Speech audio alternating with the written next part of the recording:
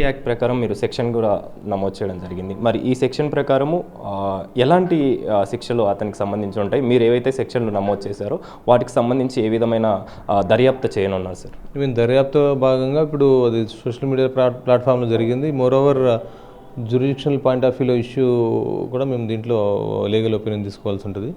ఇన్స్టాగ్రామ్లో జరిగింది కాబట్టి Instagram and as well as ఫేస్బుక్లో కూడా ఇది పోస్ట్ చేశారు. ఇద్దరికి కూడా సర్వీస్ ప్రొవైడర్స్కి మేము లెటర్స్ పెట్టాం.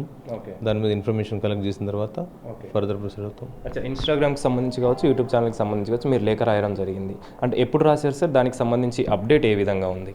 ఇంతవరకు అప్డేట్ ఏం రాలేదు. మేము వెరీ నెక్స్ట్ డే లెటర్ రాయడం జరిగింది. ఓకే సార్, ఇప్పటివరకు కూడా పంజగుట్ట పిఎస్ పరిధిలోనే ఇప్పుడు కేసు నమోదైంది. కొన్ని ప్రాంతాల్లో కూడా అంటే కొన్ని పిఎస్లో కూడా నమోదు చేయడం జరిగింది. ముఖ్యంగా యూట్యూబ్కి సంబంధించి ఇతను హిందూ మతానికి సంబంధించి కావచ్చు, హిందూ దేవతలకు సంబంధించి కావచ్చు వివాదాస్పద వ్యాఖ్యలు చేశాడని చెప్పేసి రావడం జరిగింది. ఈమె ఒక్కతే కేసు పెట్టారు, ఇంకా ఏమైనా కేసులు రావడం జరిగిందో దానిపైన ఏం మాట్లాడారు? పంజాగుట్ట పోలీస్ స్టేషన్ వరకు అయితే ఈ ఒక కంప్లైంట్ అనేది వచ్చింది. బట్ ఇది సోషల్ మీడియా ప్లాట్ఫామ్ ఇన్స్టాగ్రామ్లో జరిగింది కాబట్టి ఆమె ఇక్కడ ఉండే రెసిడెంట్ కాబట్టి ఆమె ఇచ్చిన కంప్లైంట్ మేము తీసుకొని ఎఫ్ఐఆర్ చేయడం జరిగింది.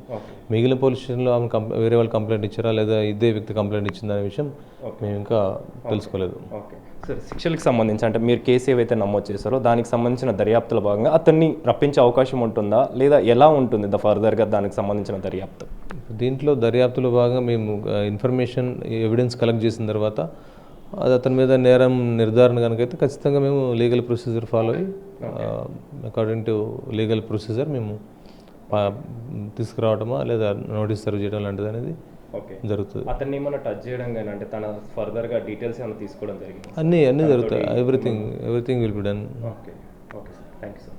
సో మొత్తానికైతే సీఏ చెప్తున్న వివరాల ప్రకారం ముఖ్యంగా ఈ కేసుకు సంబంధించి నాన్వేషణ హిందూ దేవతలపైన వివాదాస్పద వ్యాఖ్యలు చేశాడంటూ కూడా కరాటే కళ్యాణి కంప్లైంట్ చేయడం జరిగింది. ఆ కంప్లైంట్లో భాగంగానే కేసు నమోదు చేసుకుని అయితే దర్యాప్తు చేస్తున్నాం. ఇందులో భాగంగానే సోషల్ మీడియా ప్లాట్ఫామ్కి సంబంధించి అంటే ఇటు ఇన్స్టాగ్రామ్కి సంబంధించి కావచ్చు, యూట్యూబ్కి సంబంధించి కావచ్చు, వాటికి సంబంధించిన లేఖలు కూడా రాసాం. వారికి సంబంధించిన డీటెయిల్స్ కూడా వస్తే ఫర్దర్గా దర్యాప్తు వేగవంతం చేస్తామని చెప్పేసి సీఐ చెప్తున్నారు.